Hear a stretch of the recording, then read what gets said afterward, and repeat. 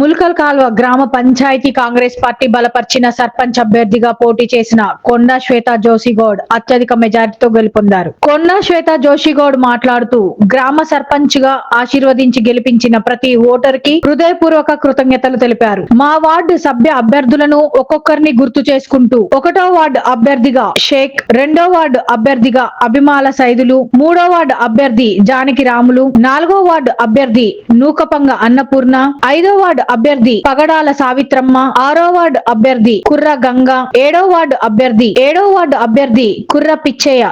ఈ వార్డుల అభ్యర్థులకి ఇవాల్టి రోజున నాకు తోడుగా నిలబడ్డ మా కాంగ్రెస్ పార్టీ నాయకులకు, కార్యకర్తలకు, గ్రామంలోని ప్రతి అభిమానికి నా తరపున, కాంగ్రెస్ పార్టీ తరపున హృదయపూర్వక ధన్యవాదాలు తెలిపారు. మీ విశ్వాసానికి తగిన విధంగా మేము పనిచేస్తామని, మేమందరం కలిసికట్టుగా మంచి పాలన అందిస్తామని తెలిపారు.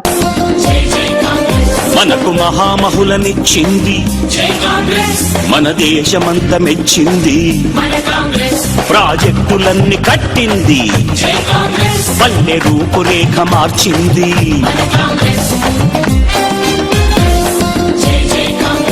రారాజురై తన్నలకు ఉచిత విద్యుత్తును ఇచ్చింది, పావలాకు రుణమిచ్చెను, ప్రతి మహిళ గుండెలో నిలిచెను.